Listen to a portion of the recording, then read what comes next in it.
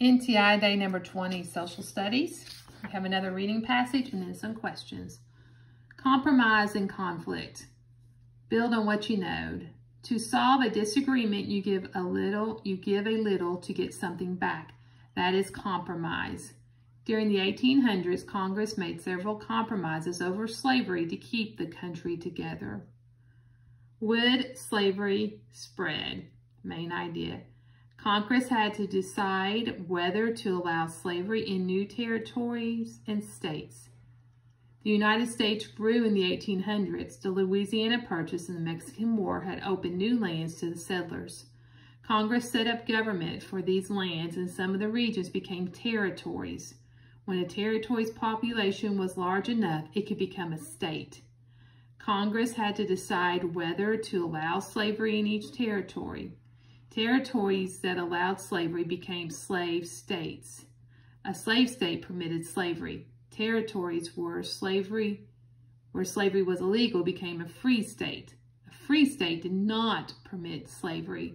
For a time, Congress tried to keep an equal number of free and slave states. And then Henry Clay was known as the Great Compromiser. Kentucky Senator Henry Clay tried to keep arguments over slavery from dividing the nation. Compromises in Congress. Through the first half of the 1800s, Congress argued over which territories would have slavery.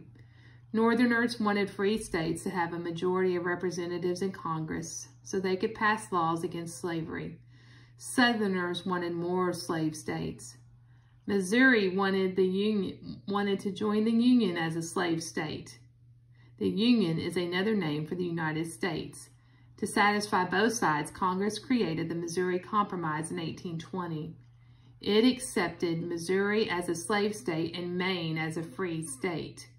Congress then created an invisible line across the rest of the territories. Only territories south of that line would allow slavery. Congress continued to debate the spread of slavery into new territories. In the Compromise of 1850, Congress allowed settlers in some territories to make the decisions for themselves.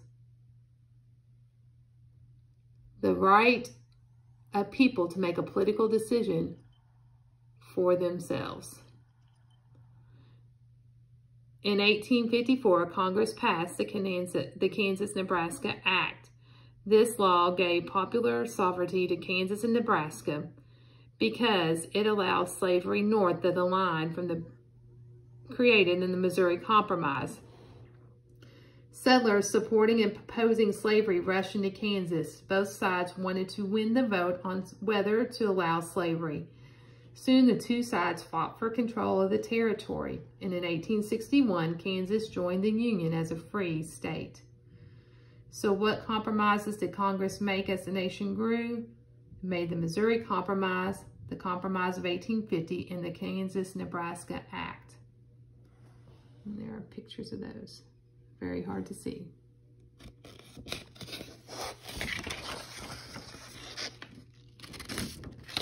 The growing crisis. And up here is supposed to be a picture of Harriet Beecher Stowe.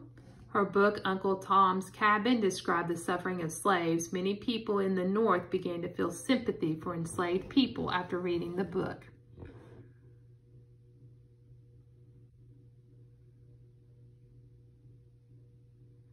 As part of a compromise of 1850, Congress passed the Fugitive Slave Law, which upset Northerners.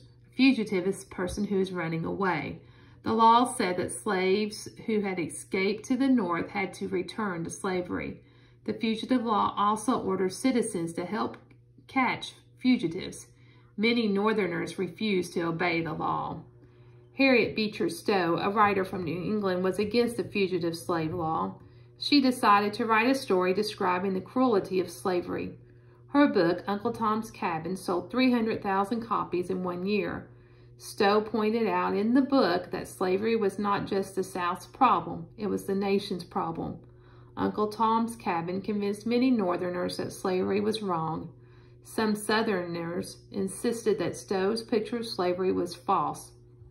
The Arguments over the book pushed the North and the South further apart. Dred Scott. A legal case about slavery came to the Supreme Court in 1857. Dred Scott, an enslaved man from Missouri, asked the court for his freedom. Scott argued that he should be free because he had once lived in Illinois, a free state, and Wisconsin, a free territory. The Supreme Court disagreed. It said that enslaved people were property and that living in a free state did not make them citizens. The Supreme Court also said that the government could not keep slavery out of any territory because that would prevent slave owners from moving their property to new territories. The Dred Scott decision was a victory for slave owners. It meant that slavery had to be legal in all territories, even if most settlers did not want it. Abolitionists feared that slavery would spread over the whole country. John Brown's raid. An abolitionist named John Brown decided to fight slavery on his own. In 1859, he tried to start a rebellion against the slavery in attacking a U.S. Army post at Harper's Ferry, Virginia. Soldiers quickly surrounded the group and captured Brown. The government accused Brown of treason. At his trial, he insisted that he had done no wrong but right. Brown was found guilty and hanged. Many Northerners saw Brown as a hero. Southerners saw him as a violent man out to destroy their way of life. In 1860, the North and the South were deeply divided. Anti-slavery feeling grew stronger in the North. Some Southerners argued that they should leave the Union to protect their way of life. Why did John Brown attack Harper's Ferry? He wanted to start a rebellion against slavery. Okay, you have 5 questions to answer. They're multiple choice. Choose the correct answer. Number 1, the northern states wanted to make slavery illegal. Number 1, the northern states wanted to A, make slavery illegal, or B, send people back to Africa. Send enslaved people back to Africa. Number 2, the fugitive slave law ordered people to H, return runaways to slavery, or J, read Uncle Tom's Cabin. Number 3, Uncle Tom's Cabin was a book about A, conflict between the North and the South, or D, cruelty of slavery. Number 4, in the Dred Scott decision, the Supreme Court said H, enslaved people were property and had no rights, or J, slavery was illegal in all territories.